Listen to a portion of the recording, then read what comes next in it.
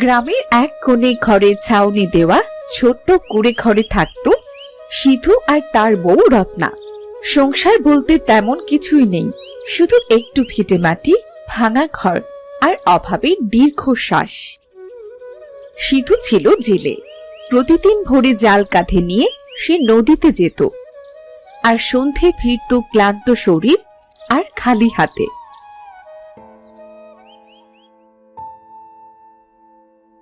কি গো, মাছ পাওনি? প্রতিদিনের মতো আজও খালি হাতে ফিরলে? গিন্নি, সারাটা দিন ধরে কতবার জাল ফেললাম, কিন্তু একটা বারও জালে একটা ছোট মাছ উঠল না। মনে হচ্ছে এবার আমাদের না খেয়েই মরতে হবে। অমন করে বলো না গো, দেখবে একদিন আমাদেরও সুদিন আসবে। তখন দেখবে আমাদের সংসারে আর কোনো অভাব থাকবে না। তোমার মতন একটা বউ কপাল করেই পাওয়া যায়। সংসারে কিছু না থাকলেও তোমার মুখে কোনো অভিযোগ নেই। অনেক দিন এমন গেছে যখন তুমি নিজে না খেয়ে আমার সামনে ভাত তুলে দিয়ে বলেছ, তুমি খাও, আমার খিদে নেই। শোনো, সংসার করতে গেলে তো কত কিছুই সহ্য করতে হয়। এছাড়া আমরা মেয়েরা নিজে না খেয়ে স্বামী আর সন্তানকে খাওয়াতেই বেশি পছন্দ করি। তুমি আর চিন্তা করো না তো, যাও হাত মুখ ধুয়ে এসো, যা আছে তাই একটু খেয়ে নাও। গিন্নি, তুমি খাবার বাড়ো, আমি হাত মুখ ধুয়ে আসছি।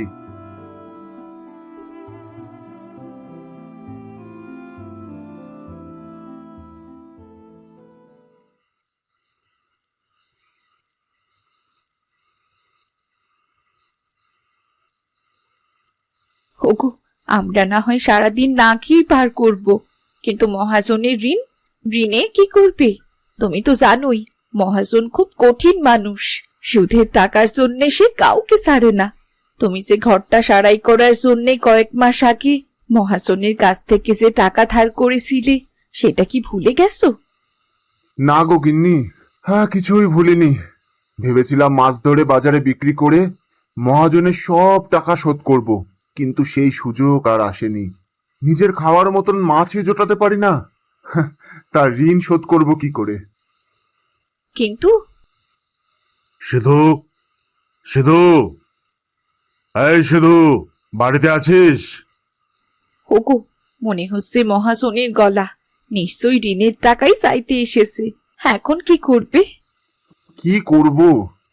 চলো, আগে চলো, দরজা খুলে ওই মহাজনের সামনে গিয়ে দাঁড়াই, পরেরটা পরে ভাববো। হ্যাঁ, তাই চলো।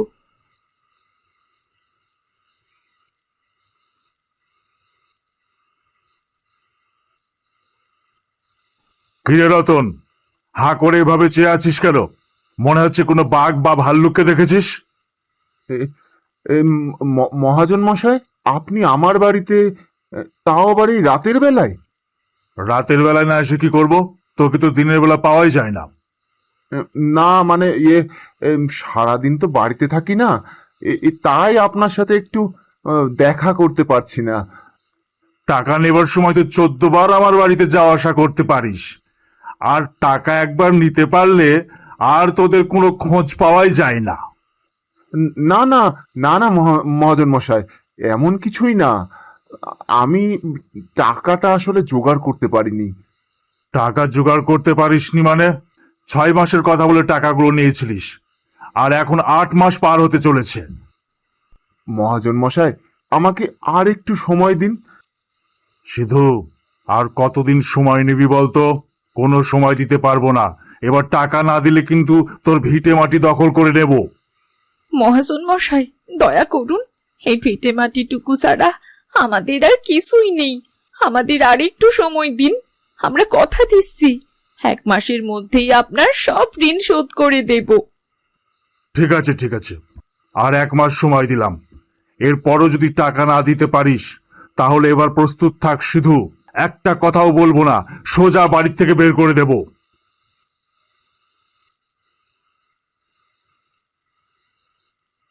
ওগো, এবার আমাদের কি হবে? 1 মাসের মধ্যে টাকা দিতে না পারলে যে শেষ ভিটে মাটিটুকু হাতছাড়া হয়ে যাবে।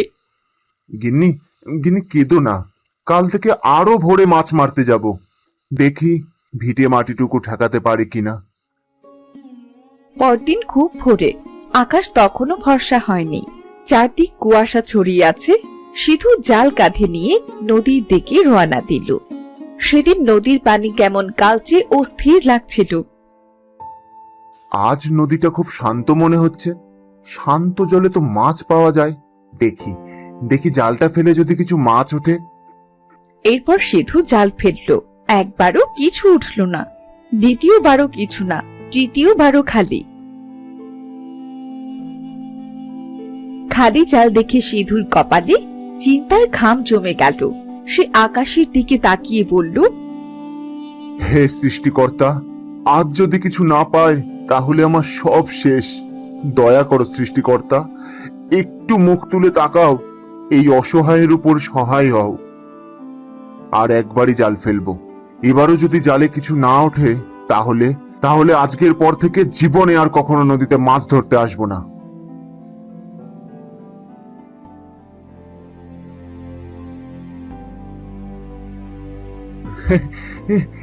জালটা জালটা বেশ ভারী ভারী মনে হচ্ছে।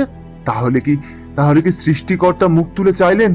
মনে হচ্ছে জালে এবার কিছু একটা আছে। এরপর ধীরে ধীরে সিধু জাল টানতে লাগলো। জাল উপরে উঠতে সে হতবাক। সিধুর জালে এক বিশাল বোয়াল মাছ উঠেছে।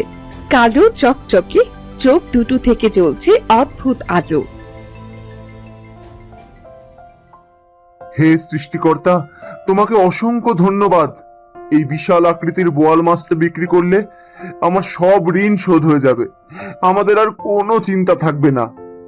সিধু যেই না মাছটাকে ধরতে গেল, তখনই মাছটা জোরে ছটফট করতে লাগলো। আর একটা গম্ভীর কণ্ঠে বলল, আমাকে ছেড়ে দাও, আমাকে মেরো না, দয়া করো, আমাকে ছেড়ে দাও। এই নদীতে আমি ছাড়া তো আর কেউ নেই। তাহলে কে কে কথা বলছে? আমি বোয়াল মাছ কথা বলছি গো। মাছ? বোয়াল মাছ তুমি? হ্যাঁ গো, আমি এই নদীর অভিশপ্ত রক্ষক। অনেক বছর ধরে আমি এই নদীতে বন্দি। আমাকে ছেড়ে দাও, মুক্তি দাও। তুমি ঠিক কি বলতে চাইছো বলো তো? বলছো অনেক বছর ধরে তুমি এই নদীতে বন্দি, আবার আমি ধরতে গেলে আবার বলছো আমাকে মেরেও না, ছেড়ে দাও। আমাকে ছাড়লেই তো আমি মুক্তি পাবো, দয়া করো। বোয়াল মাছ, আমি খুব কষ্টে আছি। তোমাকে ধরে বাজারে বিক্রি করলে হয়তো আমার সব সমস্যার সমাধান হতো। তবু তোমার কথা শুনে মনে হচ্ছে তুমি মিথ্যে বলছো না। চলো, আমি তোমাকে পানিতেই ছেড়ে দিই।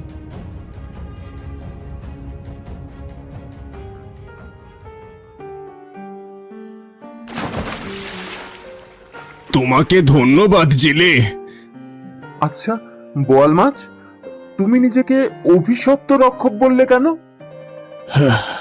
শোনো, আমার কাহিনী খুব পুরনো। অনেক বছর আগে আমি তোমার মতোই একজন মানুষ ছিলাম। এই নদীর ধারে আমারও একটা ছোট সংসার ছিল, কিন্তু আমার মনে ছিল খুব লোভ। লোভ? কিসের লোভ? হ্যাঁ, লোভ। এই নদীর নিচে এক গুপ্তধনের খবর পেয়েছিলাম।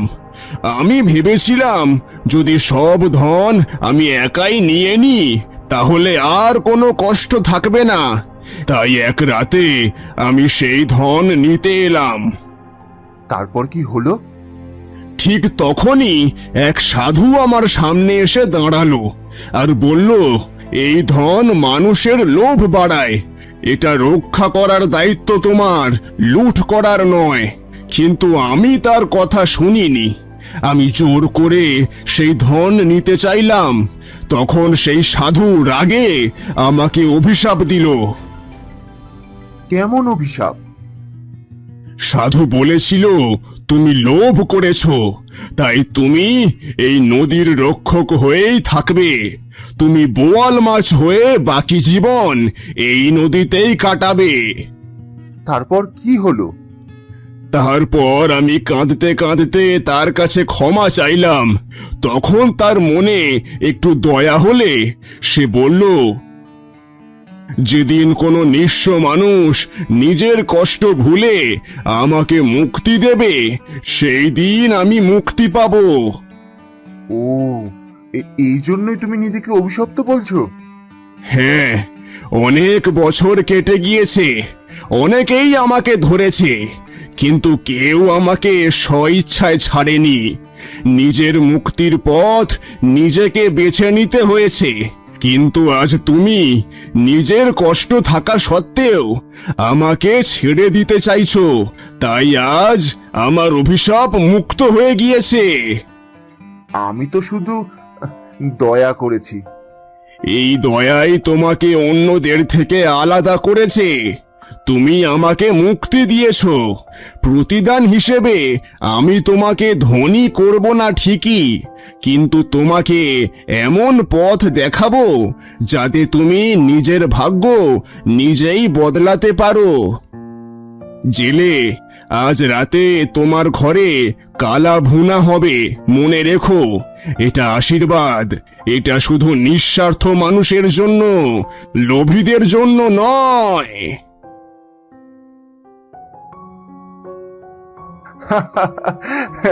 বোয়াল মাছ, তুমি কি করে জানবে আমার ঘরের অবস্থা? দুমুঠো ভাতই জোটে না, আবার কালা ভুনা কোথা থেকে হবে? আজও সেই খালি হাতেই বাড়ি ফিরতে হবে, কি আর করা যায়।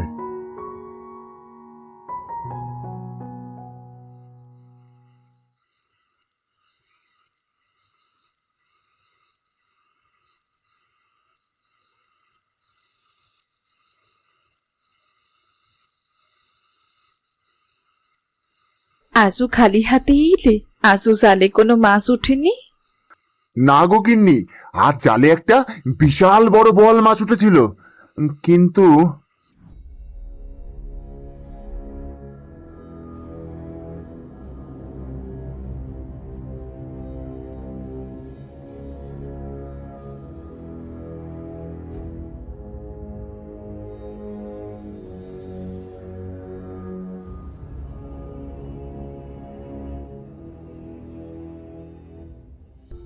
যাক, আমাদের না হোক, কারোর তো উপকার করতে পেরেছো, এটাই যথেষ্ট। গিন্নি, তুমি একটু রাগ করনি? না গো, ভালো কাজ করেছো, এতে রাগ কেন করব? আমি বরং খুশি হয়েছি। যাও, হাত মুখ ধুয়ে এসো, আজকের রাতটা না হয় পানি খেয়ে শুয়ে পড়ি। ঠিক আছে, চলো।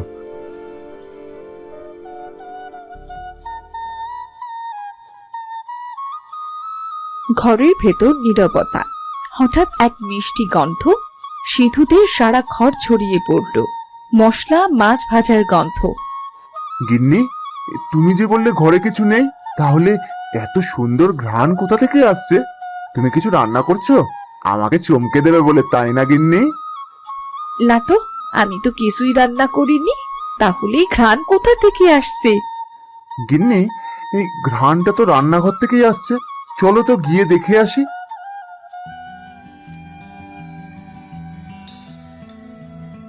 এরপর সিধুরা দুজনই রান্নাঘরে গিয়ে দেখল চুলায় হাঁড়ি বসানো, আর তার ভেতর ফুটছে কালো রঙের বোয়াল মাছের কালা ভুনা। আশপাশে কেউ নেই, তারা দুজন বেশ অবাক হলো। ওগো, চুলায় তো দেখছি মাছ রান্না হচ্ছে, কিন্তু কে রান্না করলো? সিধু, এটা আমার প্রতিশ্রুতি। এটা সব সময় থাকবে না, শুধু তোমাদের প্রয়োজনের সময় আসবে। এটা তোমাদের শক্তি, সাহস আর বুদ্ধি দেবে, তোমাদের সব কাজের রাস্তা দেখাবে। কিন্তু সাবধান, কখনো লোভ করবে না, লোভ করলে সব হারাবে। গিন্নি, এটা তো সেই বোয়াল মাছের কণ্ঠ। মাছটা তার উপকারের প্রতিদান দিয়েছে। চলো গিন্নি, আজ বোয়াল মাছের কালা ভুনা দিয়ে পেটটা শান্ত করি। হ্যাঁ গো, চলো। কালকের পর থেকে চুলোয় হাঁড়ি উঠিনি, কি যে খিদে পেয়েছিল।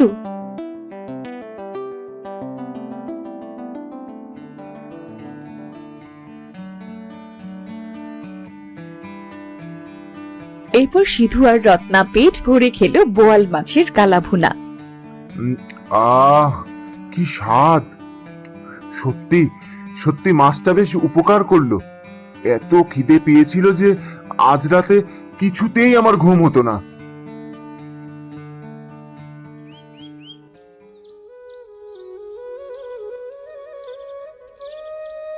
গিন্নি, কাল বোয়াল মাছের কালাভুনা খাওয়ার পর মনে হচ্ছে শরীরে এক অদ্ভুত শক্তি চলে এসেছে। নদীতে কোথায় গেলে মাছ পাওয়া যাবে সেটা মনে হচ্ছে আমি দেখতে পারছি। হ্যাঁ গো, ঠিকই বলেছো। আমারও মনে হচ্ছে পেটে কোনো খিদে নেই, আর শরীরটাও বেশ ফুরফুরে লাগছে। তুমি যাও, গিয়ে দেখো এবার কোনো মাছ ধরতে পারো কিনা। আমিও বাড়ির কাজগুলো গুছিয়ে নিই।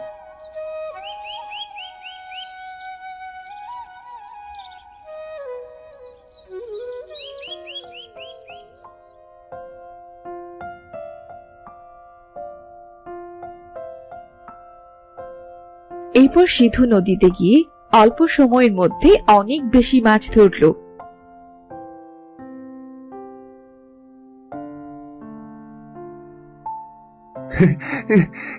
এত মাছ! সৃষ্টিকর্তা, তোমাকে অনেক ধন্যবাদ গো। মনে হচ্ছে আমার সাথে এখন থেকে সব ভালো হবে। আজ আজ এই পর্যন্তই থাক, আর বেশি মাছের দরকার নেই। আপাতত এগুলো হাটে নিয়ে গিয়ে বিক্রি করি। সিধু মাছগুলো বাজারে বিক্রি করে দুহাত ভরে বাজার করে বাড়ি ফিরলো, আর বাড়িতে পোষার জন্যে দুটো মুরগি আর দুটো হাঁস কিনে ফেললো। এ গিন্নি, ও গিন্নি, কোথায় তুমি?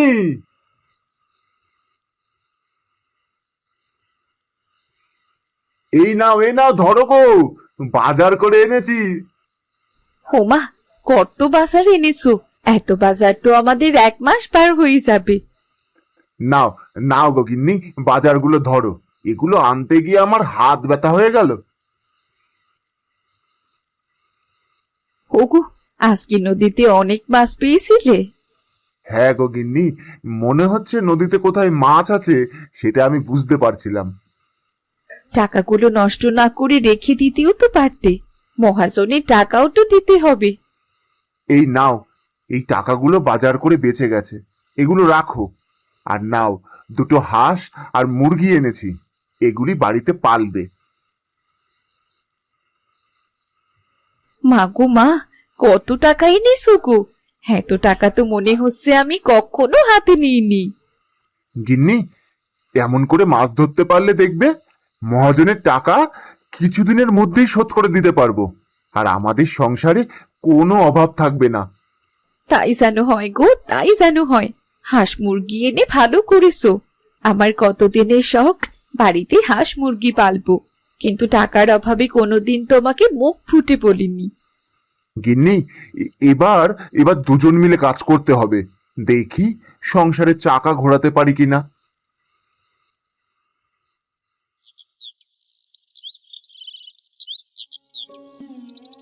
এরপর রত্না হাঁস মুরগি পুষতে শুরু করলো, পাশাপাশি বাড়িতে কিছু সবজি চাষ করতে লাগলো।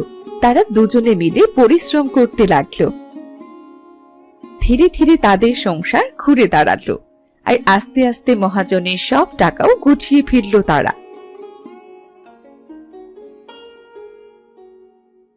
গিন্নি, আজ বড্ড ভালো লাগছে। মহাজনের টাকাটা জোগাড় হয়ে গেছে। এবার আর মহাজন আমাদের ভিটে মাটি কেড়ে নিতে পারবে না। হ্যাঁ গো, তুমি ঠিক কথাই বলেছো। তুমি আগে মহাজনের টাকাটা দিয়ে এসো।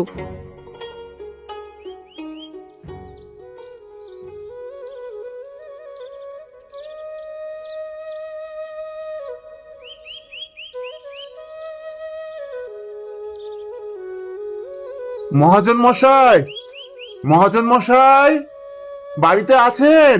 মহাজন মশাই!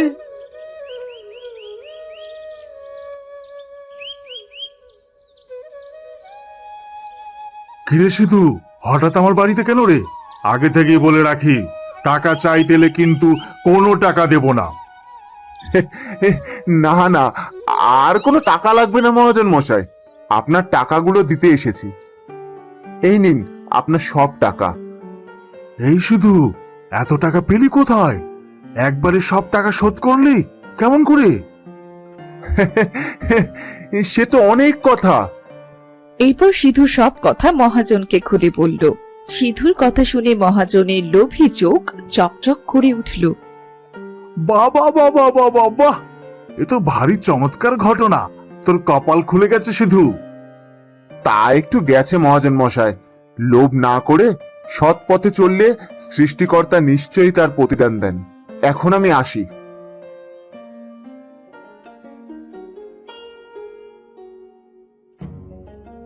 ওই মাছটা তো আমার চাই।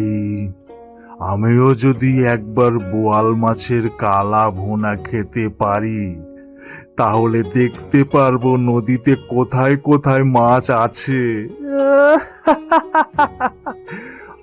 আমার মাছের ব্যবসা রমরমিয়ে উঠবে। কিন্তু সিধুকে আর একটা মাছও আমি ধরতে দেব না। সেই রাতেই মহাজন গেল নদীতে। অন্ধকার কুয়াশায় যেন এক ভয়ঙ্কর পরিবেশ। সে জাল ফেলতে ফেলতে বলল, আজ আমি সেই জাদুর মাছের কাছে যাবই। বোয়াল মাছটি আমার চাই।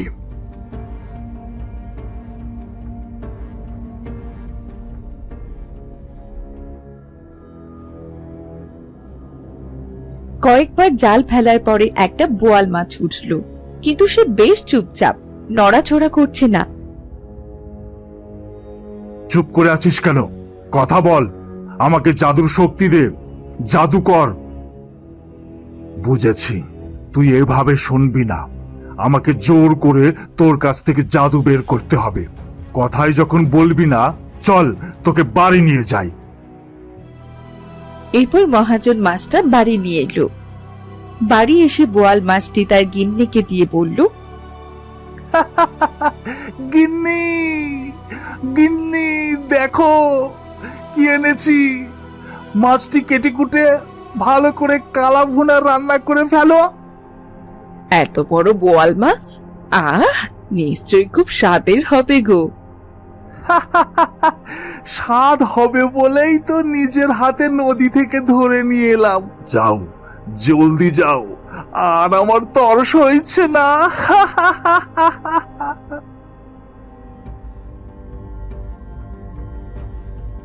জমিদার গিন্নি মাছটিকে কেটে ধুয়ে রান্না বসালো। হঠাৎ করে বেড়ে গেল চুলার আগুন। চারিদিক ভরে উঠল কালো ধোঁয়ায়, আর একটা ভারী কণ্ঠস্বর ভেসে এলো। জাদু কখনো লোভীদের জন্য নয়। যে জোর করে নিতে চায় সে সব হারায়। কে কে কে কথা বলছে? কে কে?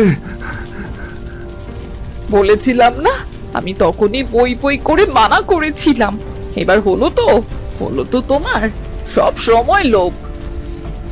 না, না না না। লোভ কখনো কাউকে ধনী করে না। লোভে মানুষ সর্বশান্ত হয়। পৃথিবীতে জাদু বলে কিচ্ছু হয় না। সততা, ন্যায়পরায়ণতার মতো আসল জাদু হলো দয়া, সততা আর পরিশ্রমে। রুদ্র এখানে কি করছে? আরে এই তো আমার মেয়ে জামাই চলে এসেছে। এসো বাবা, এসো, তোমাকে সবার সাথে পরিচয় করিয়ে দিই। আরে মালতী, এই যে দেখো আমার মেয়ে জামাই রুদ্র। এ কি, তুমি কাঁদছো কেন মালতী?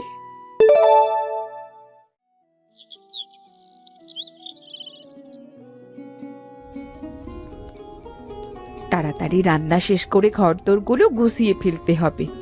অভিটা তো এখনো ঘুম থেকে ওঠেনি। যাই, গিয়ে ছেলেটাকে চট করে ডেকে তুলি।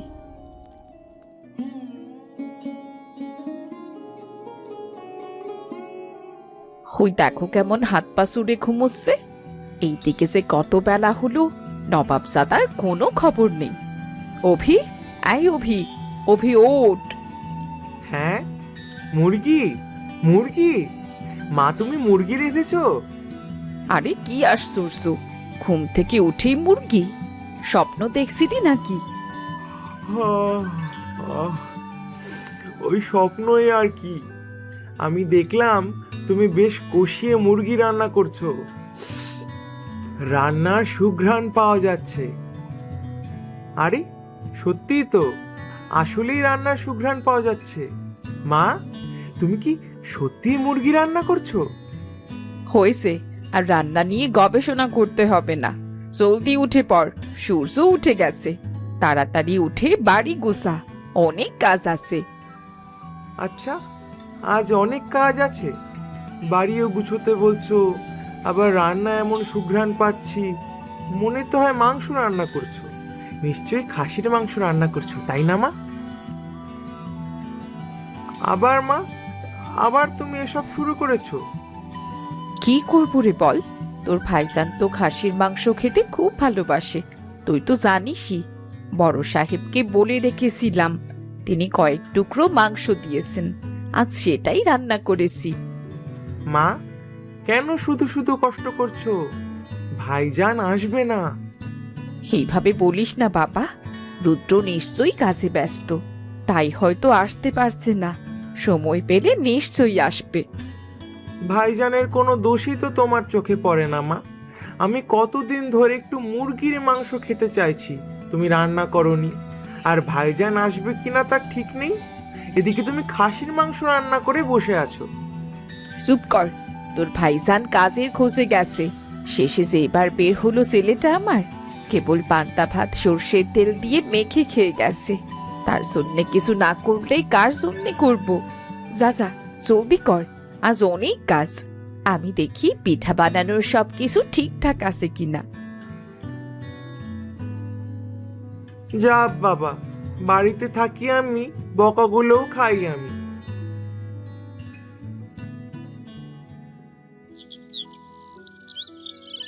ছেলেটা তো আর এলো না।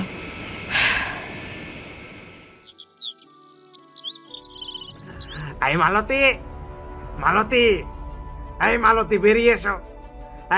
এই বেরিয়ে এসো বলছি। কি হয়েছে মোডল হুজুর, কোনো সমস্যা হয়েছে? তোমার ছেলেকে কি শিক্ষা দিয়েছ? হ্যাঁ, লোকের বাড়ির মুরগি চুরি করে। আমার পালা মুরগি জামাইকে খাওয়াবো বলে রেখেছিলাম, আর তোমার ছেলে কিনা মুরগি চুরি করে নিয়ে চলে এলো। হুজুর, অফিসে মুরগি চুরি করেছে, এটা আপনি কি করে বুঝলেন? আরে তোমার ছেলের বন্ধুরাই তো বলছে, ও যাদের সাথে ওই চলাফেরা করে তারাই আমাকে বলেছে। অনেক দিন ধরেই নাকি বন্ধু বান্ধবদের বলছিল ওর মুরগি খেতে ইচ্ছা করছে, একটু মুরগি খেতে পারলে নাকি ওর ভালো লাগতো। তোমার ছেলে ছাড়া এ কাজ আর কেউ করেনি। হুজুর, অভি এমন ছেলেই না। এই চুপ করো, গরিবের ছেলে চোর হবে না তো কি? দাও, আমার মুরগির ক্ষতিপূরণ দাও, মুরগির দাম দাও, তা না হলে তোমার ছেলের নামে আমি বিচার বসাবো। দয়া করুন মোডল হুজুর, আমার কাছে তো অত টাকা নেই, যা আছে তা দিচ্ছি আমি।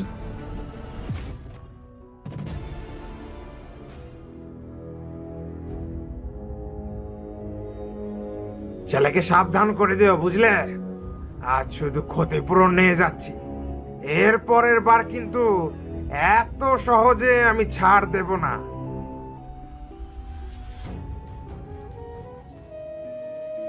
হে সৃষ্টিকর্তা, আমার ভাগ্যটা তুমি কেন এত খারাপ করলে? কেন? মা, ও মা, এসেছিল, পাড়ায় আমার মুখ উজ্জ্বল করে এসেছিস। দাঁড়া দাঁড়া, দেখাচ্ছি তোকে। আহ মা, আমায় মারছো কেন? আমি কি করেছি? তুই মোড়লের মুরগি চুরি করেছিস? তোর এত সাহস?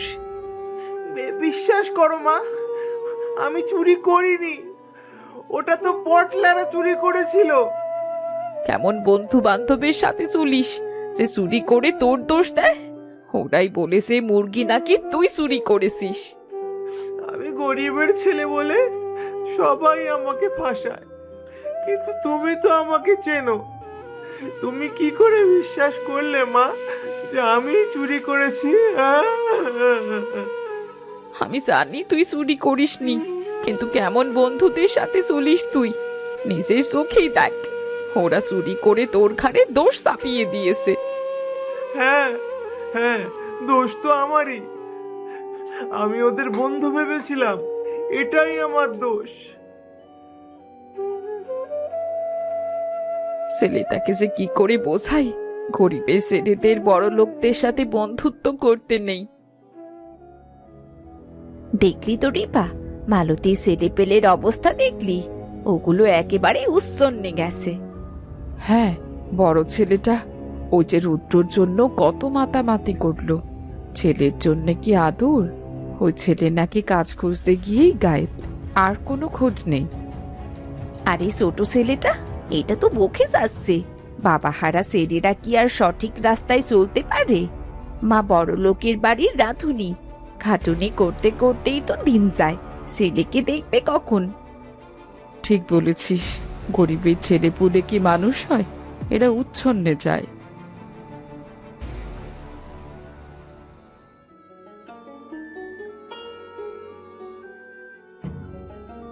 মা, মা, অভি, কোথায় তোমরা? মা, রুদ্র, বাবা আমার, তুই কোথায় ছিলি এতদিন? আমি তোর চিন্তায় তো অস্থির ছিলাম। আমাকে কষ্ট দিয়ে তুই কি সুখ পাস বাবা? আরে মা, নতুন চাকরি পেয়েছি বুঝলে, অনেক টাকা বেতন, কাজের এত চাপ, নিঃশ্বাস নেওয়ারও সময় পায় না। তুই নতুন চাকরি পেয়েছিস? একটা খবর তো দিতে পারতিস। আরে মা, বললাম না, কাজের এত চাপ, কোন রকম চারটা খেয়ে আবার কাজে ছুটতে হয়। ইস, তুই কেমন শুকিয়ে গেছিস বাবা। যা, জলদি হাত মুখ ধুয়ে নে, আমি এক্ষুনি রান্না চড়াচ্ছি। মা, অভি কোথায়? অভি চলে আসবে, তুই যা, গিয়ে হাত মুখ ধুয়ে ফেল।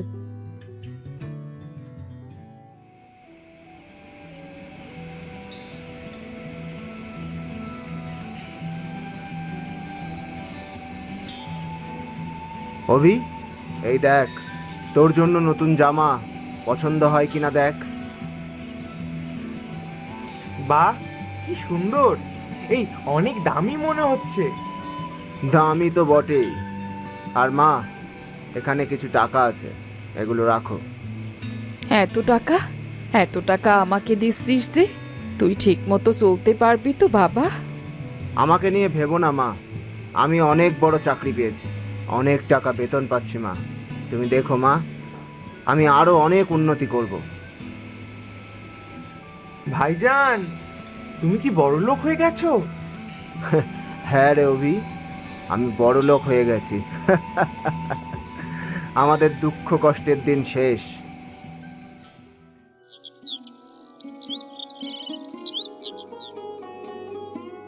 আজ রান্নাটা কিন্তু খুব ভালো হওয়া চাই মালতী।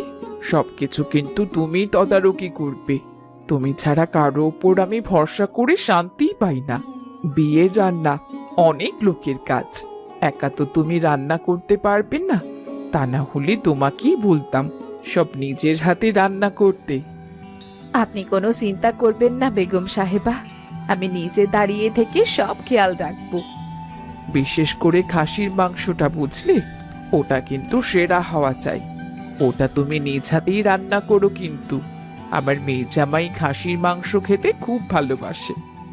আপনি একদম চিন্তা করবেন না বেগম সাহেবা, আমি খাসির মাংস নিজ হাতেই রান্না করব। আমার বড় ছেলেও আমার হাতের খাসির মাংস খেতে খুব ভালোবাসে। বাহ, তাই নাকি? আমার মেয়ে জামাইকে ভালো মতো আদর আপ্যায়ন করতে হবে বুঝলে। অনেক বড় লোকের ছেলে, নিজের বিরাট ব্যবসা, বাবা মা নেই, নিজেদের লোকেরা ব্যবসা দেখছে। জামাই আমার বড় চাকরি করে বুঝলে, অনেক ধনী লোকের হিসাব রক্ষক। তা তো খুব ভালো, নিজেদের এত বড় ব্যবসা, আবার চাকরিও করেন। হ্যাঁ, যার চাকরি করছে উনি নাকি জামাইয়ের বাবার খুব ভালো বন্ধু ছিলেন। তাকে সাহায্য করতেই আসলে এই চাকরিটা করছে সে।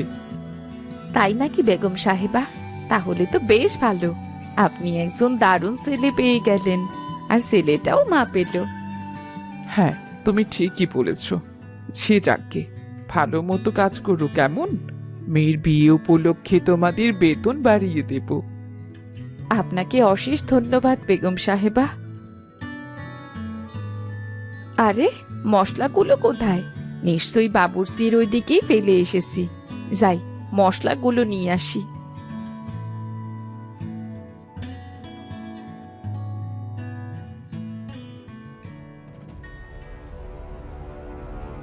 রুদ্র, রুদ্র এখানে কি করছে?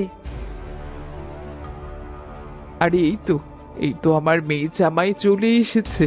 এসো বাবা এসো, তোমাকে সবার সাথে পরিচয় করিয়ে দিই। আরে মালতী, এই যে দেখো আমার মেয়ে জামাই রুদ্র। এ কি, তুমি কাঁদছো কেন মালতী? আমি কাঁদছি না বেগম সাহেবা, চোখে কিছু পড়েছে মনে হয়। আমি যাই, গিয়ে কাজ শেষ করি গে।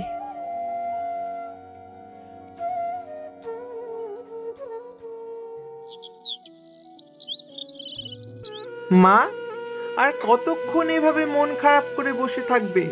খাওয়া দাওয়াও করছো না। এইভাবে চললে তো তুমি অসুস্থ হয়ে পড়বে মা।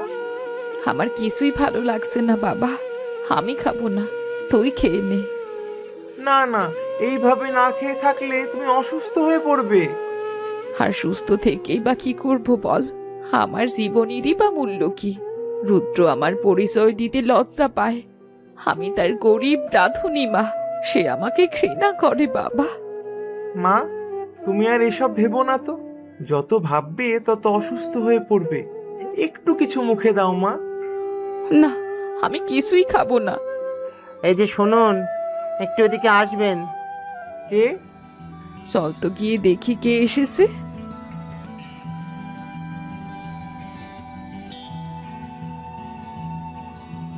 কে আপনি? আমি একজন সাধারণ মানুষ।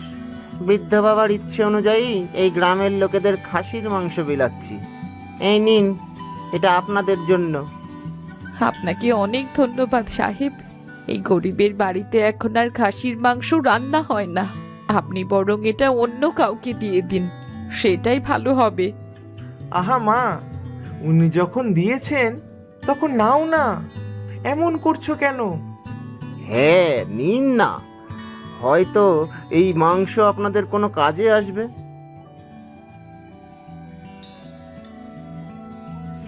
মা, মাংসটা রেঁধে ফেলো।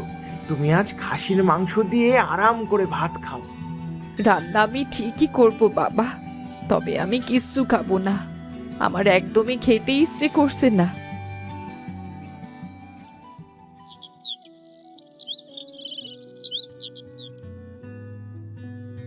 বাড়িতে কি কেউ আছেন? কেউ কি শুনতে পাচ্ছেন? কে কে এসেছে? আমি এক অসহায় পথিক। খুব খিদে পেয়েছে, একটু যদি খাবার দিতেন। জি জি, অবশ্যই। আপনি হাত মুখ ধুয়ে বিশ্রাম নিন, আমি এক্ষুনি খাবার এনে দিচ্ছি।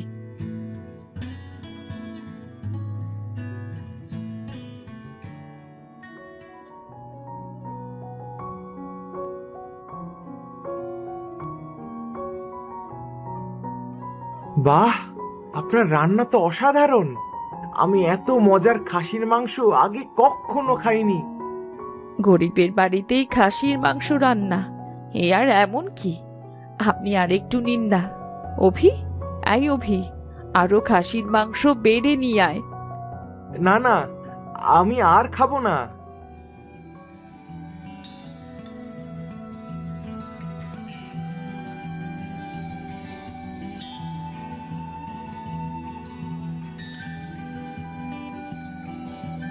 আপনি ভালো করে পেট ভরে খান।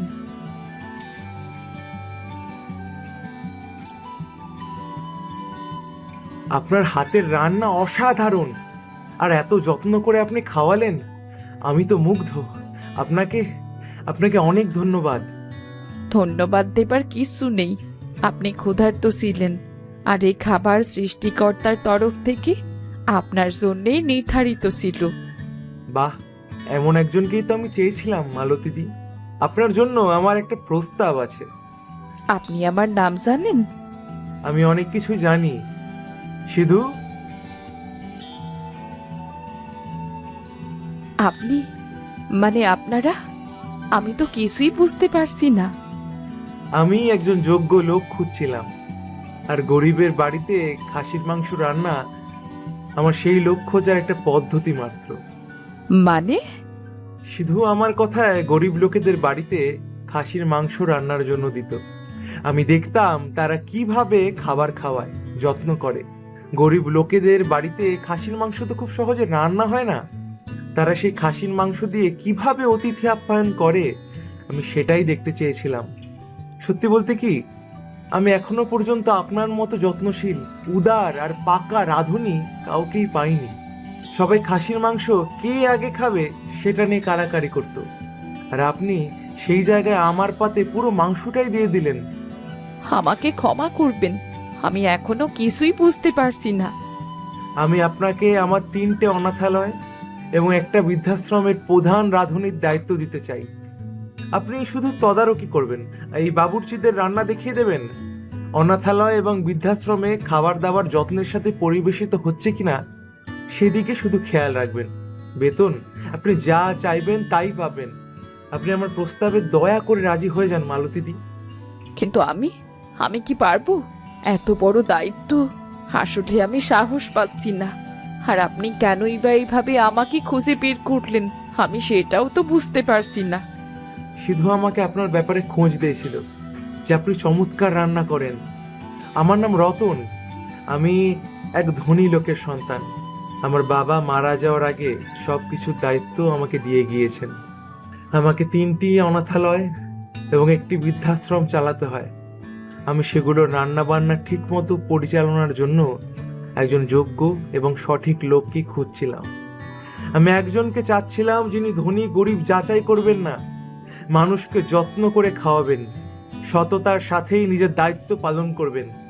আপনি আমাকে অতিথি হিসাবে যেভাবে আপ্যায়ন করেছেন, আমি তাতে বুঝেছি আপনি সেই সঠিক লোক। বেশ, তো আমি আপনার প্রস্তাবে রাজি।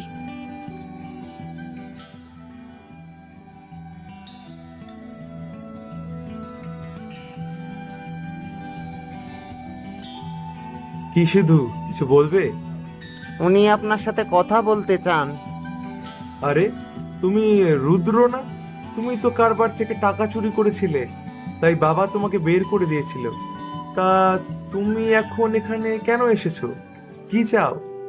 মালিক, আমার অবস্থা খুবই খারাপ। খাবারটা পর্যন্ত জুটছে না মালিক। আমার স্ত্রীও আমাকে ফেলে চলে গেছে। আমি আর কখনো কোনো অন্যায় করব না। দয়া করে আমাকে একটা কাজ দিন মালিক। যে কোনো কাজ হোক, আমার করতে কোনো আপত্তি নেই। আচ্ছা আচ্ছা, কাঁদতে হবে না। তবে এবার উল্টোপাল্টা কিছু করলে সোজা গারদে পাঠানোর ব্যবস্থা করব বলে দিলাম। সিধু, ওকে আমাদের প্রধান রাঁধুনির কাছে নিয়ে যাও। ওনার নাকি একজন সহকারী প্রয়োজন, উনি দেখুক একে দিয়ে কোনো কাজ হয় কিনা।